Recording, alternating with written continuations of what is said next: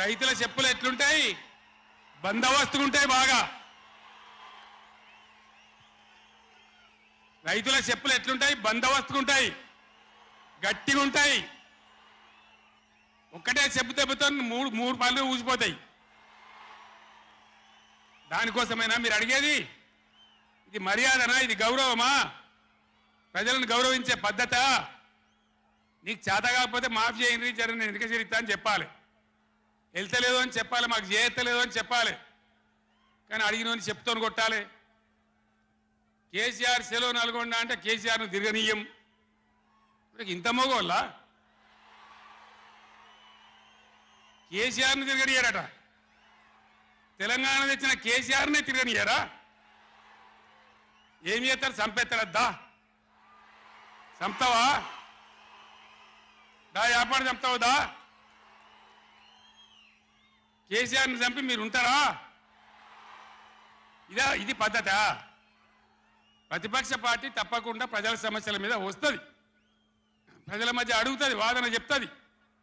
నీ దమ్ముంటే మేము చేసిన దానికన్నా ఇంకా మంచిగా చేసి చూపి, కరెంటు మంచిగా చూపి. ఆగమాగం అడివడివి ఇష్టం వచ్చినట్టు ఏం చేయాలి? అలా పాలమూరు ఎత్తిపోతల పూర్తి చేయాలి, దాని గురించి మాట లేదు. ఖమ్మంలో సీతారామ ఎత్తిపోతల పూర్తి చేయాలి, దాని గురించి ముచ్చట లేదు.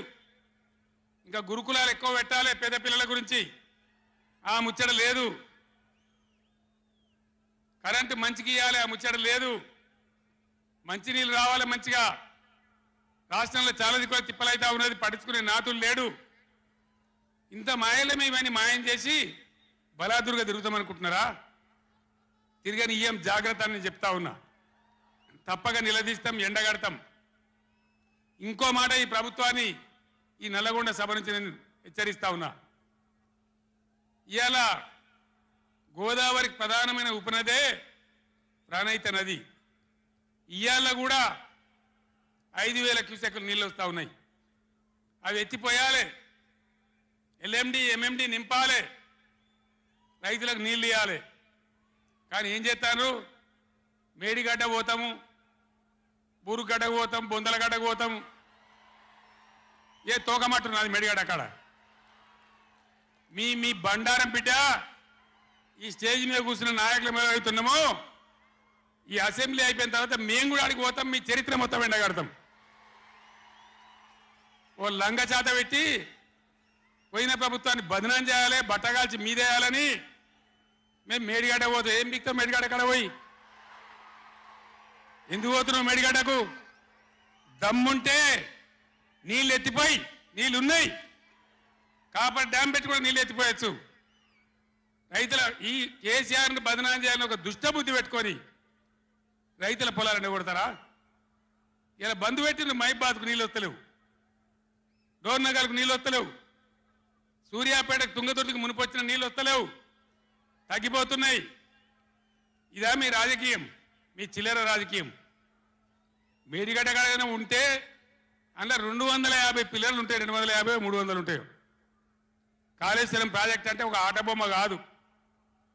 3 బ్యారేజీలు ఉంటాయి గోదావరి మీద, 200 కిలోమీటర్ల టన్నెల్స్ ఉంటాయి, 1500 కిలోమీటర్ల కాలువ ఉంటుంది, ఒక 19 సబ్స్టేషన్లు ఉంటాయి, ఒక 20 రిజర్వాయర్లు ఉంటాయి. ఇదంతా కాళేశ్వరం ప్రాజెక్ట్ కాదట.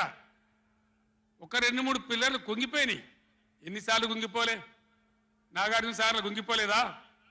కడెం ప్రాజెక్టు గేట్లు కొట్టుకపోలేదా? మొన్నటిదాకా మూసీ ప్రాజెక్టు గేట్లు చక్కగా ఉండేదా? కొట్టుకపోలేదా? ఏదైనా పోతే సదరాలు దాన్ని మంచిగా చేయాలి, తొందరగా మంచిగా చేసి రైతులకు నీళ్ళు ఇవ్వాలి. కానీ మేము మేడిగడ్డకు పోతాం, బొందలగడ్డకు పోతాం. ఇదా రాజకీయమా?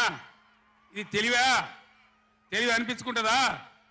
ఇవి కాదు కావాల్సింది, రాష్ట్రానికి ప్రజలకు కావాల్సింది. ఒక లోడొచ్చు, వాళ్ళు గెలవచ్చు, ఎవరికి శాశ్వతం కాదు. మళ్ళా డబల్ స్పీడ్తో మేము అధికారంలోకి వస్తాం.